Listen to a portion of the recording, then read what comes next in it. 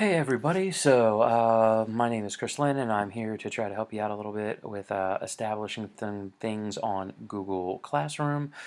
Today I'm going to go in my introductory video here, basically how to get it established and show you some little tools and things that are with it, and I'll also do some short subsequent videos about different aspects of Google Classroom that I think will help a lot of people out. What I want to really make sure to encourage you is understanding that Google Classroom is really straightforward to use. I think it can enhance your overall class and really streamline your work as a teacher. Now I'm going to pull up a website here I want you all to look at. Alice Keeler really is an outstanding educator, and she's kind of taken this Google Classroom thing to the next level. Here's her website, alicekeeler.com, and let's go right over Google Classroom. She's written 2 books. I would suggest you go get them right now. I have them both on Kindle, really easy to follow. All these different tutorials and blog posts that you can get really understanding all this stuff about Google Classroom. Look how far it goes. Okay, so you're more than welcome to check it out. I do periodically start here. I'm trying to make you a to-do video, but I'm not going to lie, Alice Keeler really is one of the places where it's at. So let's hop back over here. So basically, in order for you to have Google Classroom, your district will have to pay Google. So you get the whole suite of Google education apps, and you're going to basically sign in with your school level email or your school access code. And there's my email up there. So I'm just going to log right in here. And here we go. Now, I have some other classes here. I'm actually not going to necessarily show you those. I'm going to create a new class here because I have my students' material on here. So let's do the first thing. So really easy. You want to create a class. It's so simple. You go right up here to this plus sign and boom, you press it and you're going to create a class. Okay, I'm going to call this AP World History because that's one of the classes I teach. You can put any section or subject that you want in here. I'm not going to right now, but whatever is better for you, whatever keeps you organized. I actually, for a section, I like to keep it, as you see over here with the mouse, I like to put the year. Okay, and then boom, we're going to create this class.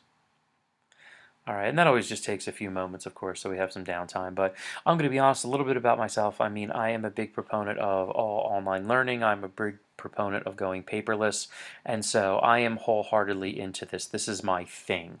If you don't think you're ready for that, you can use Google Classroom for some things, not all things. You could use it just to distribute materials. There's a lot of different ways that you could go into it, but in the end, I really suggest it as something great. So I want to hop back for just a second here. I'm going to go to all of my classes. So if you look, you see there's a little folder on the bottom here. What happens when you create a Google Classroom account? And this is going to jump into here. It creates a folder in your Google Drive full of all your assignments. And in those assignments, it'll have all your students who've submitted assignments, and you can look at them, but everything's in one place for that class. So instead of going up and down, say, in the stream when you have lots of assignments, you can hop right here and you can search it and you can really find things. So that's a nice little bonus. So I just wanted to show that there. Okay. Also, what it can do, you have up here, you have a calendar, and a calendar is going to tell you when you have assignments due. So you can see I got a lot of stuff coming up later on in this week. And it can also give you a to-do list just as a reminder of all the stuff that you haven't graded yet, like we needed that. So, and it also tells you how many students have done it and who's not done it yet. So great little tools on the side here, again, that I think you should take advantage of. Also, you have archive classes. I've been doing this for a few years, and you can be like, hey, what was that assignment that I did back here again, or was there an attachment that I put on this assignment? Well, you can go back to your class from a few years ago, check it out, and you can find it. So it's really fantastic. So let's hop right in here to the classroom itself, okay? And so, well, the whole thing is that you're doing this for students, so how do you get them in here? So we're going to jump right to the Student tab. And the great thing about the Student tab here is it's real simple. So what you do is one day you go to a computer lab or you bring computers into your room. whatever you have is fine. And what you do is you have kids go to classroom.google.com, or they put in Google Classroom in a search and they get to the Google Classroom page, and what they're going to do is they're all loaded in there. All you have to do is get them to log in, and then just like you press that little plus sign to create a class, they're going to create a plus sign to join a class, and then you'll give them this class code right here, and boom, you will have all of the available students. Okay, so that's how you add students. Now, a little section over here, I want the About section. Okay, the About section is great because you can do a couple different things out of here. Say you're a class that teaches with multiple teachers in it, okay? Well, and you want the teachers to have all the same access and the ability to add classes or add assignments to your class, the ability to grade stuff if you're team teaching and co-teaching. So all you got to do right here is you go to invite teachers, you will type in your colleague's official school email, and boom, they're in. So that's a great thing to do. The other thing I like about the About section is in the About section, this is where you add class materials that students will consistently reference. Okay, so you can put them on here once and the kids can go find it. You can put your class rules and regulations on here so you don't have to make a photocopy of it. It's always there. You can put your grading policies on here. And it's real simple, and it works the same way as the classes. You can add any type of attachment. You say there's a website you have your kids use a lot, right? So for instance, I'm a flipped classroom teacher, so I have a YouTube website. So what I would do here is the title would be Mr. Lynn's YouTube channel, and right here I can press link, and this would be www.youtube.com/c/Mr. Lynn History. Feel free to subscribe, and you're going to add a link, and there it is. Okay, and when I have it on there, all I have to do is press post, and there you go. Okay, in this case, say I have a PowerPoint that I want kids to look at. So here we go, DBQ Essentials.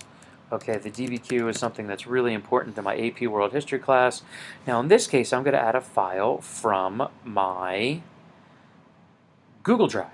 Okay, so that little button there takes me to my Google Drive. I happened to recently look at this, although you can also search. Say I hadn't recently looked at it. You can go to My Drive. Now I know this is in my AP. Is it my AP World or my AP Year? I think it's in my AP World class. I just created it a few days ago. And right there, up, see there it is, DBQ. I press on it, and that's going to add it, and then kids have that access, and it's so smooth. They go right here, they don't have to type anything in. Okay, there's Mr. Lynn's YouTube channel, and it takes them right to the channel, the playlists, all the type of stuff that I have. Okay, you want to look at how to do a DBQ? Let's look at that. Here's your DBQ, and now they have all sorts of access to that. Okay, and I'm going to close that out. And that's what's great about this type of platform, is that you can put things up to one group and now you're set. And you can even here, it has stuff in your class drive folder, so you can look if I want to add anything there. Okay, it has your calendar right here, again, just for that class that you're in. So we'll pop back there. And you can also sync it with a Google Calendar if you, well, actually everything is synced to a Google Calendar as well. And so look, it's got all the assignments that are due.